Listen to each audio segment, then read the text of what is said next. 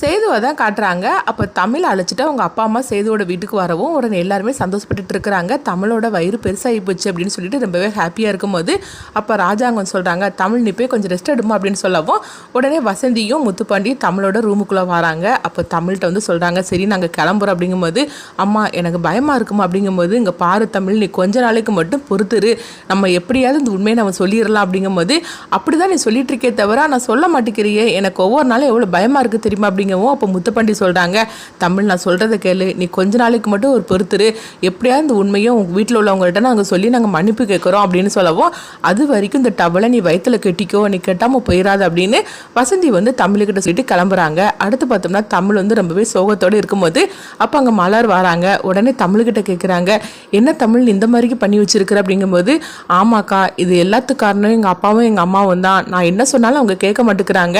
உண்மையை சொல்லிடலான்னு சொன்னாக்கி அதுவும் அவங்க கேட்க மாட்டேங்கிறாங்க, அன்னைக்கு அவசரப்பட்டு நான் கர்ப்பமாக இருக்கிறேன்னு சொல்லிட்டாங்க, ஆனால் ஒவ்வொரு நாளும் பயந்து பயந்து சாகுறது எனக்கு தானே தெரியும் அப்படிங்கவும் அப்போ மலர் சொல்கிறாங்க, நீ சொல்கிறதுலாம் கரெக்டு தான், ஆனாலும் வந்து என்ன நடக்க போதோ தெரியல, அதை நினச்சாலே பயமாக இருக்குது அப்படிங்கவும் என்னைக்காவது இந்த உண்மையை சொல்லி தானே ஆகணும் அப்படின்னு சொல்லும் போது அப்போ மலர் சொல்கிறாங்க, இந்த உண்மை தெரிய வரும்போது என்ன நடக்குமோ தெரியல, இப்போ தான் உன்னை ஏற்றுக்கிட்டு எல்லாருமே வந்து சந்தோஷமாக இருக்கிறாங்க, அது மட்டும் இல்லாமல் இந்த வீட்டோட கொத்து சாமியும் உங்ககிட்ட கொடுத்துருக்குறாங்க,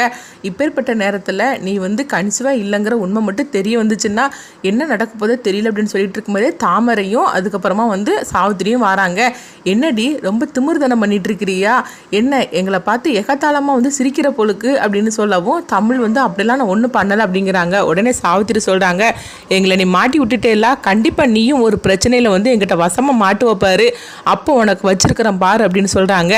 ஆனாலும் உனக்கு வந்து இவ்வளோ இது ஆகாது, சீக்கிரத்துலேயே எங்ககிட்ட நீ வசமாக மாட்ட தான் போகிற, இந்த குடும்பத்தை விட்டு நான் உன்னை பிரித்து காட்டுறேன்னா இல்லையான்னு பாரு அப்படின்னு சாவித்திரி வந்து தமிழ்கிட்ட சொல்லிட்டு போகவும் தமிழ் இன்னும் பயப்பட ஆரம்பிச்சிருந்தாங்க. ஐயோ இவங்க இப்படிலாம் சொல்லிட்டு போகிறாங்களே, நான் வேற ஒரு தப்பு பண்ணிட்டு மறைச்சிட்டு இருக்கிறேன், இப்போ என்ன பண்ணுறதுக்கு தெரியல அப்படிங்கும்போது இப்போ மலர் சொல்கிறாங்க, தமிழ் நீ ஒன்றும் பயப்படாத தமிழ் அப்படின்னு சொல்லிட்டு இருக்கிறாங்க. அடுத்து பார்த்தோம்னா சேது வந்து தமிழ்கிட்ட சொல்கிறாங்க, எனக்கு எவ்வளோ ஹாப்பியாக இருக்குது தெரியுமா, போன வாரம் வரைக்கும் உனக்கு வயிறு பெருசாகலையே அப்படின்னு சொல்லிட்டு கண்மணி சொல்லிகிட்டே இருந்தா, ஆனால் உங்கள் வீட்டுக்கு போயிட்டு வந்ததுக்கப்புறமா வயிறு பெருசாகி போச்சுது, என் குழந்தை வளர ஆரம்பிச்சிருச்சுது, சரி நான் என் குழந்தைக்கு ஒரு முத்தம் கொடுத்துக்கிட்டோமா அப்படிங்கும்போது இதுக்கிட்டதுமே வந்து தமிழ் வந்து பயப்பட ஆரம்பிச்சிருந்தாங்க. ஐயோ வேண்டாம் அப்படின்னு சொல்லவும், என்ன தமிழ் என் குழந்தைக்கு ஒரு முத்தம் கொடுத்துக்கிறவன்னு சொல்லுதேன், நீ என்னன்னா இப்படி பயந்துட்டு இருக்கிறியே, எங்கள் அம்மா மீனாட்சிலாம் இருக்கிறா, இரு நான் முத்தம் கொடுக்க போகிறேன்னு சொல்லிக்கிட்டு தமிழ் வயிற்றுல அவங்க செய்து வந்து முத்தம் கொடுக்குறாங்க. இதை பார்த்துட்டு அதிர்ச்சி அடைகிறாங்க.